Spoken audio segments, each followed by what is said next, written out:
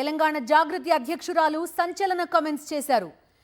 తన తండ్రి కేసీఆర్ పై అవినీతి మరకలు పూయడాన్ని తాను తట్టుకోలేకపోతున్నానన్నారు కవిత. 5 ఏళ్ల పాటు ఇరిగేషన్ మంత్రిగా చేసిన హరీష్ రావే అంతా చేశారని కవిత బాంబు పేల్చారు. కాళేశ్వరంలో అవినీతి జరిగినట్టు కవిత అంగీకరించారని కాంగ్రెస్ కామెంట్ చేస్తోంది. తెలంగాణ జాగృతి చీఫ్ ఎమ్మెల్సీ కల్వకుంట్ల కవిత సంచలన వ్యాఖ్యలు చేశారు.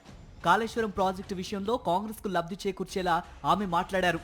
కాళేశ్వరం ప్రాజెక్టులో అవినీతి జరిగిందనే కోణంలో కవిత వ్యాఖ్యలు చేశారు. హరీష్ రావు, సంతోష్ రావు వల్లే కేసీఆర్ కు అవినీతి మరకలు అంటాయని కవిత బాంబు పేల్చారు.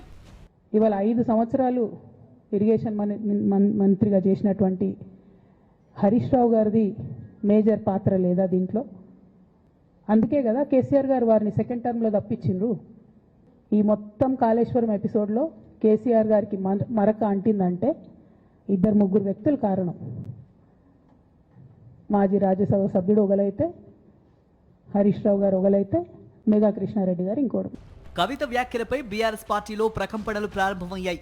కాంగ్రెస్ పార్టీకి అనుకూలంగా కవిత మాటలున్నాయని బీఆర్ఎస్ నాయకులు అంటున్నారు. హరీష్ రావు, సంతోష్లను టార్గెట్ చేసే విధంగా కవిత మాట్లాడడం కుట్రలో భాగమని బీఆర్ఎస్ భావిస్తోంది.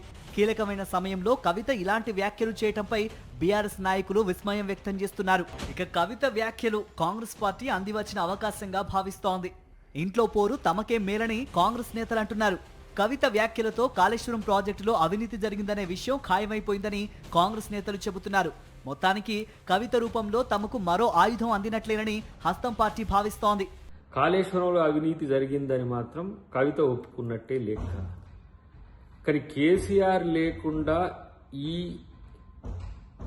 కాళేశ్వరం అవినీతి జరిగిందని చెప్పాలని చూడడం మాత్రం పూర్తి స్థాయిలో అది అబద్ధం. అది కేవలం తన తండ్రిని కాపాడుకోవడానికి చేసిన ఒక ఎత్తుగడ ప్రకటన తప్పితే దాంట్లో మనం కొత్తగా ఆలోచించాల్సిన అవసరం లేదు. మొత్తం మీద కాళేశ్వరం ప్రాజెక్టుపై సిబిఐతో విచారణ జరిపించాలనే కాంగ్రెస్ ప్రభుత్వం నిర్ణయంతో తెలంగాణ రాజకీయాలు ఒక్కసారిగా హీటెక్కాయి.